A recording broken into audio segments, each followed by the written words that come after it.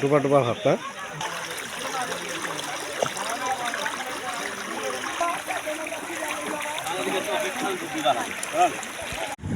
High প্রিয় guys, আশা করি সবাই ভালো আছেন, ভালো থাকেন। আপনাদের সবার জন্য দোয়া রইল। দেখতেই পাচ্ছেন আমরা আজকে কোন জায়গাতে আসছি, আপনাদেরকে প্রচুর পরিমাণ মাছ দেখতেই পাচ্ছেন।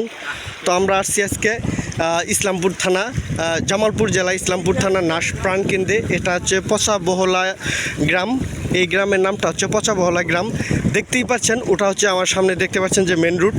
এই মেন রুটে যখন কোনো কাজকর্ম করতো তখন কিন্তু মানুষ যারা গাড়ি ঘোড়া এই রুটেই কিন্তু গাড়ি ঘোড়া চলাচল করতো। তো বর্তমানে কিন্তু এই রুটে পানি উঠে গেছে, দেখতেই পাচ্ছেন। এই যে দেখেন কালভার্ট দিয়ে প্রচুর পরিমাণ পানি যাচ্ছে। এই যে তো এখানে হয়তো বা কিছু দিলে চলে যাবে নিজ দিক। এই যে দেখতে পাচ্ছেন, ওয়াও, এটা তো সেই চলে যাবে পানি। তো পানির জোর অনেক বৃদ্ধি। এই যে বৃষ্টি আসলো, আমরা এখন চলে যাব আমাদের সামনের দিকে। হ্যাঁ, এই যে দেখতে পাচ্ছেন বৃষ্টি আসলো, চলো। উপরেও পানি, নিচেও পানি, যার কারণে আমাদের ভিডিও করা কিন্তু অনেক সমস্যা হচ্ছে। তারপরও আমি আপনাদের আমাদের গ্রামগঞ্জের যে পানির ভয়াবহতা, আমাদের জামালপুর জেলা ইসলামপুর থানার যে পানির ভয়াবহতা, গ্রামগঞ্জের আনাচে গুনাচে পানি উঠেছে, একটা জায়গাও কিন্তু খালি নেই। দেখতেই পাচ্ছেন। এই অব্দি আসো, অব্দি আসো, পানি বেশি। ওমর মুড়িতে আসো, অব্দি আসো। ছেলেটা আসলে অনেকটাই ভয় পাচ্ছে। তো আমরা আসলে আপনাদের দেখাবো। এই যে দেখতে পাচ্ছেন এই পাশে কিন্তু কালকেই ফাঁকা ছিল, তারা কিন্তু এটা খেতালা জমি ছিল।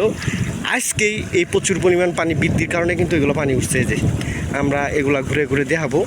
সকাল 8টা থেকে এ যাবৎ কিন্তু কোনো বৃষ্টি ছিল না। তো এখন আমার ঘড়িতে আনুমানিক বাজে 10টার মতো। তো হঠাৎ করে দেখেন আকাশ থেকে বৃষ্টি পড়ছে, ঝিরি ঝিরি বৃষ্টি পড়ছে। হ্যাঁ, আমরা সামনের দিকে যাব। দেখেন পানি আর পানি, কোনো একটা জায়গা খালি নাই এর রাস্তা ছাড়া। এদিকের যে কিছু কিছু উঁচা উঁচা বাড়ি ছিল, তাগের বাড়িতেও পানি উঠছে।